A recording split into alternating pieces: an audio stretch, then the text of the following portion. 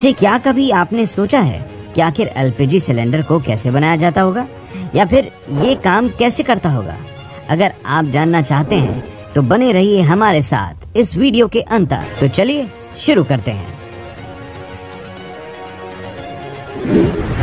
LPG cylinder को बनाने के लिए सबसे पहले एक स्टील की शीट को राउंड शेप में ऑटोमेटेड मशीन से काट लिया जाता है।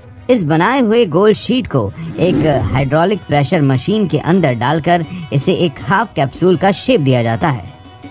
ये हाफ बने हुए स्टील कैप्सूल के निचले हिस्से को भी सेम प्रोसेस से ही बनाया जाता है। अब इस गैस सिलेंडर के दोनों भागों को एयर वेल्डिंग के जरिए कुछ इस तरह जोड़ दिया जाता है। कुछ देर बाद सिलेंडर के ऊपरी हिस्से को मशीन की मदद से डिजाइन दिया जाता है और कुछ देर बाद ही इस सिलेंडर को इस तरह की बड़ी मशीन में भेजा जाता है। इस मशीन से सिलेंडर के सारे पार्ट्स एक दूसरे से टाइटली जुड़ जाते हैं।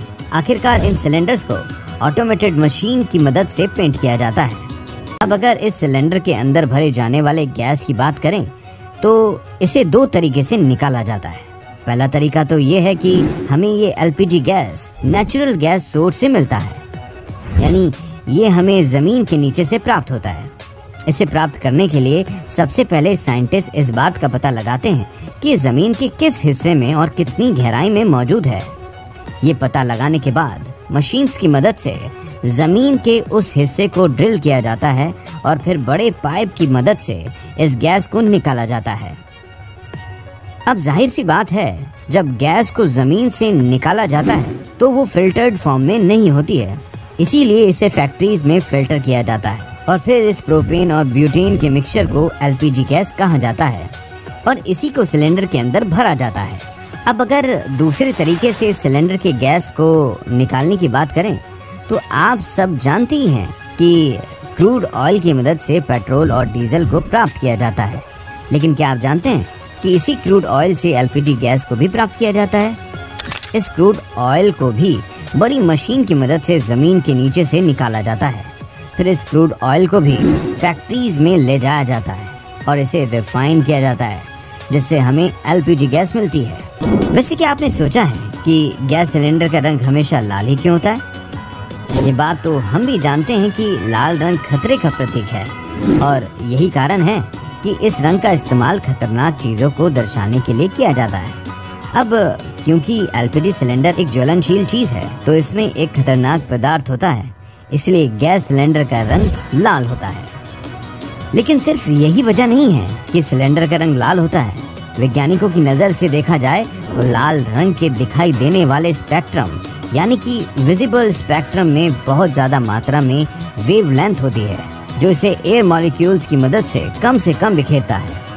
यह भी एक बड़ी वजह है कि सभी खतरनाक वस्तुओं को दर्शाने के लिए लाल रंग का इस्तेमाल किया जाता है। ऊपरी हिस्से पर छपे हुए ये नंबर एक तरह के कोड होते हैं, जिसे सुरक्षा की दृष्टि से सिलेंडर पर प्रिंट किया जाता है। अलग अलग सिलेंडर पर लगे ये अलग अलग कोड बताते हैं कि ये सिलेंडर कितने समय बाद इस्तेमाल करने लायक नहीं रहेंगे। आपने अगर कभी इन कोड्स पर गौर किया होगा तो देखा होगा कि इसकी शुरुआत अंग्रेजी के लेटर ABCD से होती है।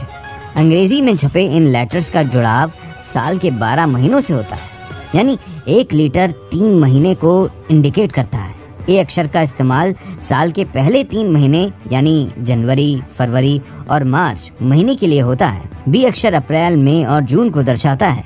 वहीं सी अक्षर की बात करें तो ये जुलाई, अगस्त, सितंबर को दर्शाता है, जबकि डी का इस्तेमाल अक्टूबर, नवंबर और दिसंबर के लिए किया जाता है। अल्फाबेट्स के बाद नंबर छपे होते हैं। ये वो नंबर्स होते हैं जो ये बताते हैं कि सिलेंडर किस साल में बना है।